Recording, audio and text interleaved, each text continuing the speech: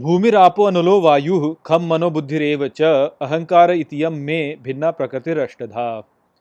नमस्कार मित्रों। ये जो श्लोक है भगवद गीता के 7वें अध्याय का चौथा श्लोक है, जिसे हम आज गहराई से समझेंगे। तो आइए सबसे पहले इसके अर्थ को समझते हैं। तो जो श्लोक है वो कहता है, भूमिरापो अनलो वायुः, अर्थात भूमि, जल, अग्नि, वायु, खम मनो बुद्धिरेव च, अर्थात आकाश, मन, बुद्धि और निश्चित ही अहंकार इतियम में, अर्थात अहंकार, ये सारे मुझ में भिन्ना प्रकृतिर अष्टधा, अर्थात भिन्न प्रकृति के 8 भाग हैं।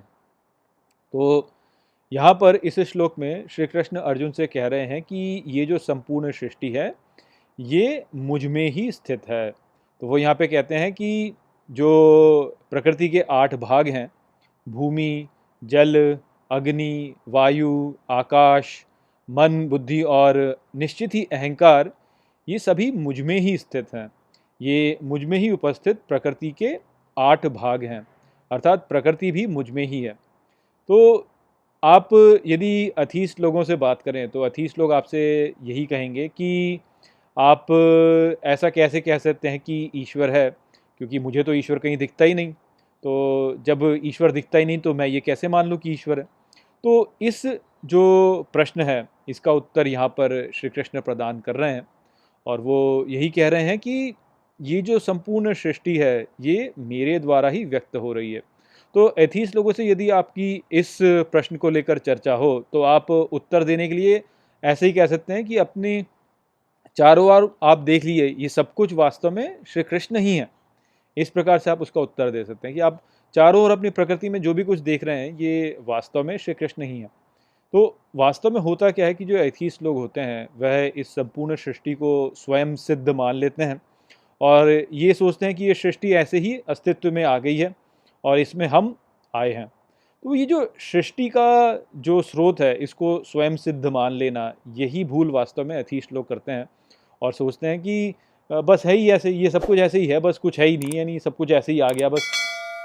तो यहाँ पर एथीस्ट लोगों को समझाने में हमें यही बताना होगा कि आप इस संपूर्ण सृष्टि को स्वयं सिद्ध नहीं मान सकते। ये जो संपूर्ण सृष्टि है ये श्री कृष्ण के द्वारा ही व्यक्त हो रही है, और यानी श्री कृष्ण न बोले तो आप बोल सकते हैं कि जो संपूर्ण सत्य है ब्रह्म, उसका ही उसके ही द्वारा ये संपूर्ण सृष्टि जो है वो व्यक्त हो रही है।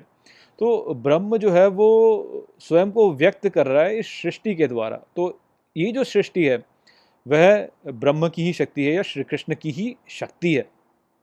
तो इस प्रकार से हमें देखना चाहिए और हमें ये देखना चाहिए कि ये सब कुछ ही ईश्वर है। सब कुछ जो हम अपने चारों ओर देखते हैं, जो हम पहाड़ देखते हैं, जो हम झीलें देखते हैं, जो हम समुद्र देखते हैं, आकाश देखते हैं, जो भी कुछ हम देखते हैं चारों ओर, ये संपूर्ण ब्रह्मांड में जितनी सारी आकाश गंगाएं हैं, ये सब कुछ वास्तव में ईश्वर जो है वो ईश्वर स्वयं के द्वारा ही वह प्रकट हो रही है। तो आप कह सकते हैं कि ईश्वर स्वयं को व्यक्त कर रहा है इस प्रकृति के द्वारा ही।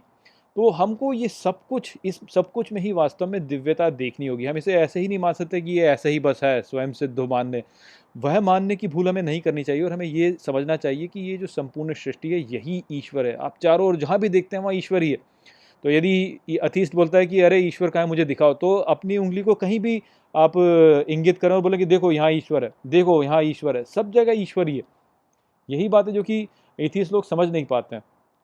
तो इसको आप एक उदाहरण के द्वारा भी समझा सकते हैं कि आप ऐसे मान लीजिए कि ये संपूर्ण सृष्टि वास्तव में एक चलचित्र के रूप में है, और जैसे ही कोई चलचित्र का निर्देशक होता है वह अपने मन में ये जो संपूर्ण संपूर्ण चलचित्र है उसके विश्व को उत्पन्न करता है और फिर उसके हर पात्र के द्वारा वह उस विश्व को देखता है। ठीक उसी प्रकार से ये जो संपूर्ण सृष्टि है ये भी ईश्वर के मन में है।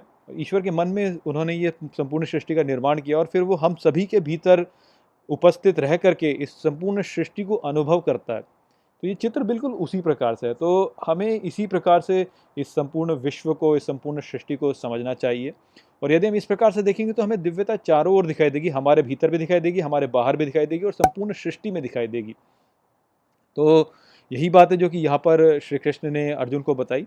आशा करता हूँ कि मैंने इस श्लोक को आपको अच्छे से समझा दिया होगा। चलिए इसी के साथ इस वीडियो को यहीं पे समाप्त करते हैं। नमस्ते। वीडियो को अंत तक देखने के लिए धन्यवाद। यदि आपको ये वीडियो पसंद आया हो तो इसको अपने प्रियजनों के साथ में साझा करें और इस ज्ञान को और फैलाएं। यदि आपके पास कोई भी प्रश्न है तो मुझसे इंस्टाग्राम पर जुड़िए। वहाँ पर मैं हर शनिवार रात को एक लाइव Q&A सेशन रखता हूँ और आप मुझसे वहाँ पर अपने प्रश्न पूछ सकते हैं। जय श्री कृष्ण।